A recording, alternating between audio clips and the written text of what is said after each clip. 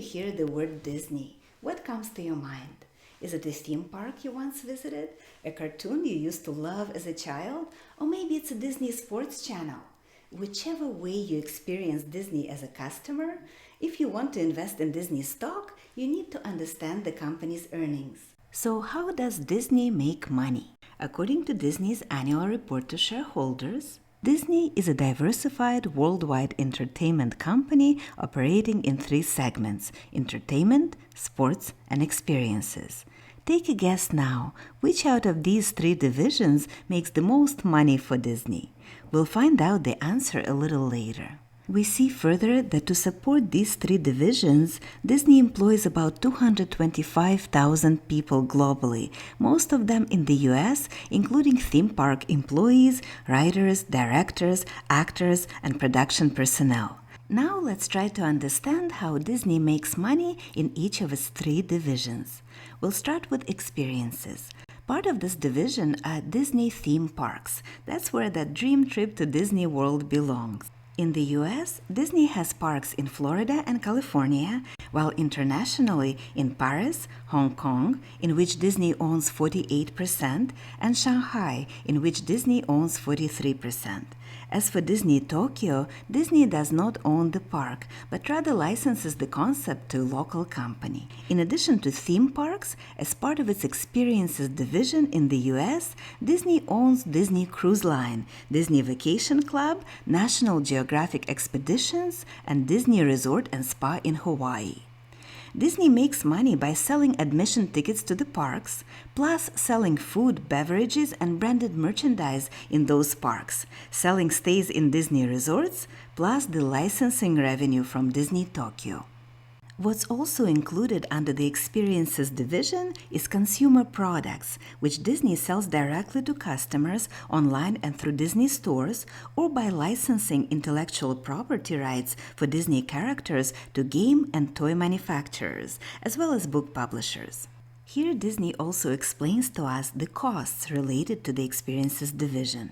We see that Disney mainly spends on employees' salaries and benefits, supplies, technology, and repair and maintenance of its parks. We also read in the report that Disney continues to invest in expanding its theme parks and introducing new attractions in them, as well as investing in building new ships for its cruise line. These continuous investments are necessary as Disney faces competition in both parks and cruise lines and needs to stay ahead. Now let's see how Disney makes sales in its entertainment division. Under entertainment, Disney sells, rents out, and licenses out the content it creates, including film, theatrical content, and music, to theaters, video-on-demand online platforms, and live Broadway entertainment providers around the world. It also makes money on ticket sales from stage performances.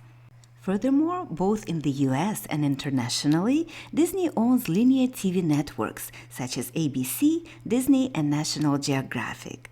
Disney makes money by charging affiliate fees to content distributors such as cable and satellite companies for the rights to deliver Disney programming to their customers.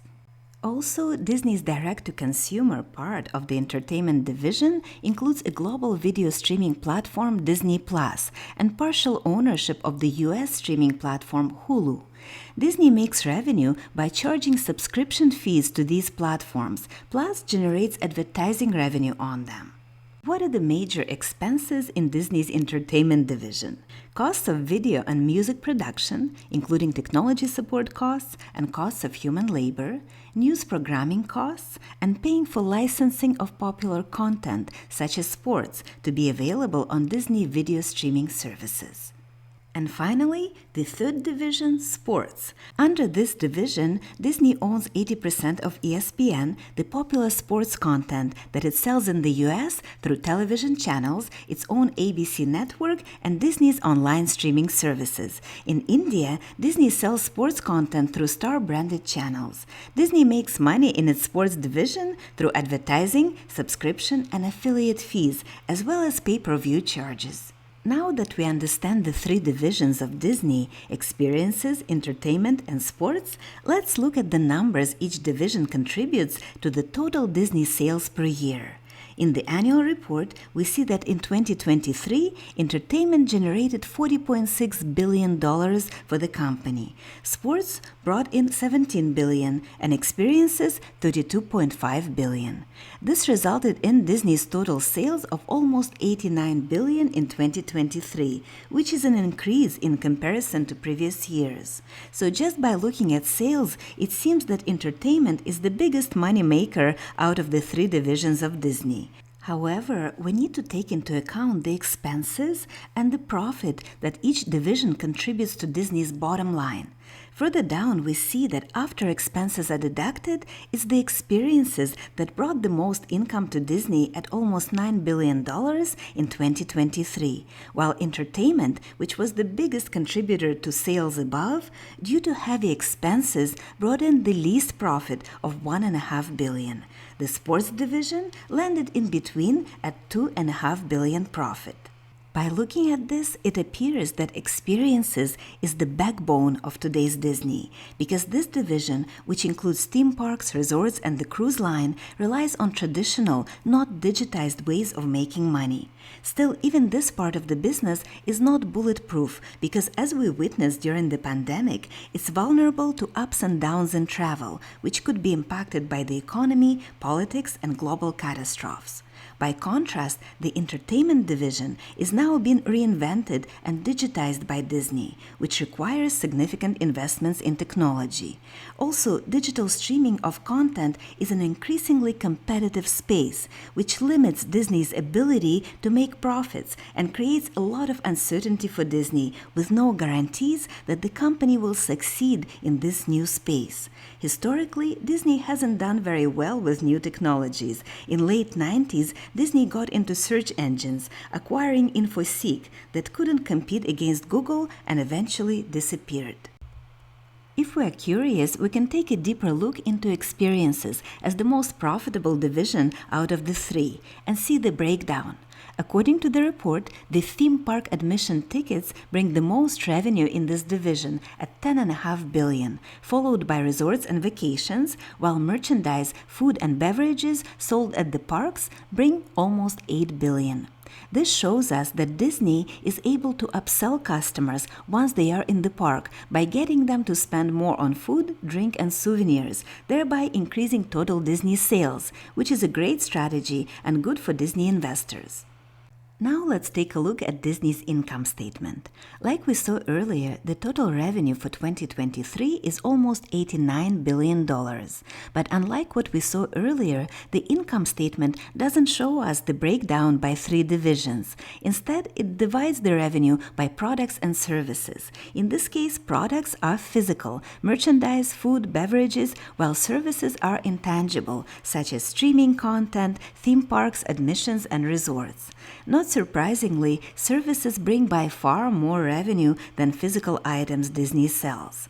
Going lower on the income statement, we see Disney's total costs and expenses for the year, which take away almost $80 billion from the initial $89 billion Disney made in sales. We already have an idea of what these costs are for each division of Disney from our discussion earlier, including the costs of labor, technology and infrastructure, production, marketing, and costs of acquiring content for online platforms.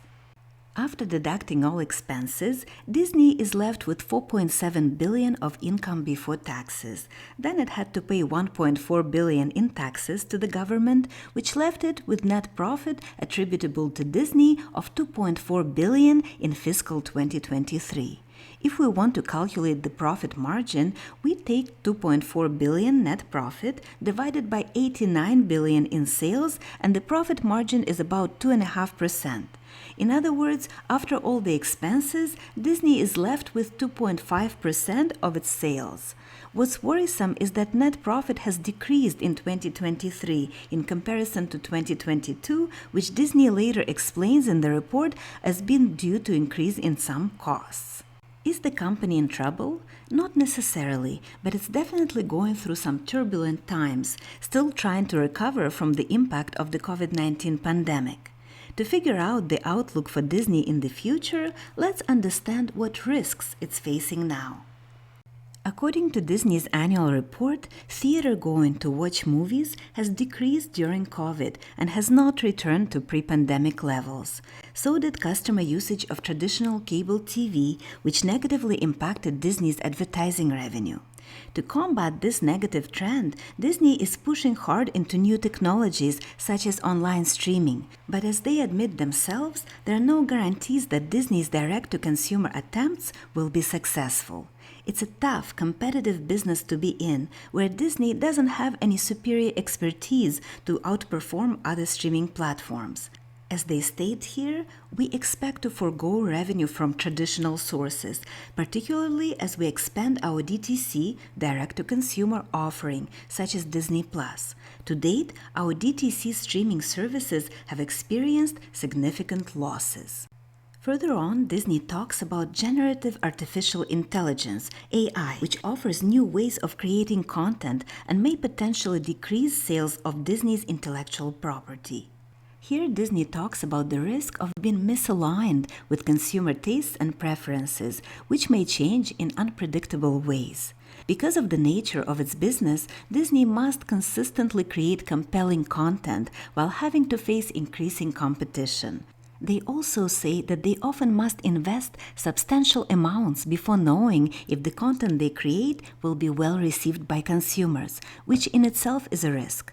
And if newly introduced content fails, it will have a negative ripple effect on advertising revenue, affiliate sales, subscription, and licensing revenue.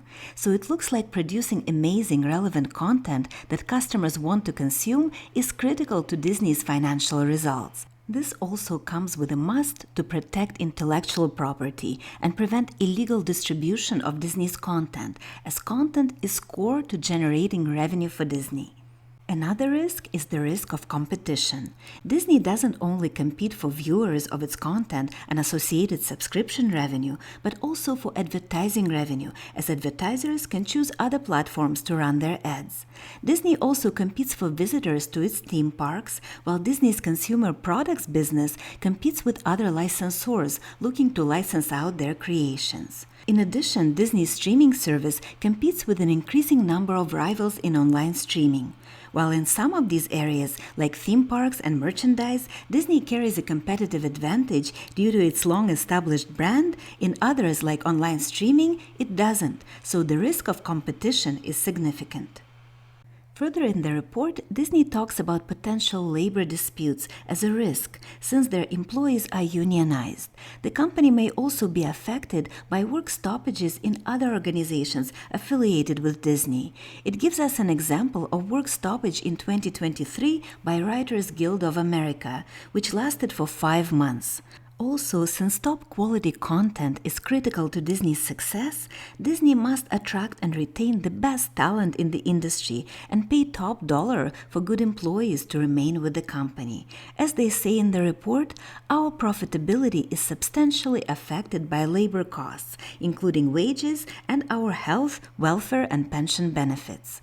Another thing to consider is the seasonality of some of Disney's businesses and the embedded risk of fluctuations in sales.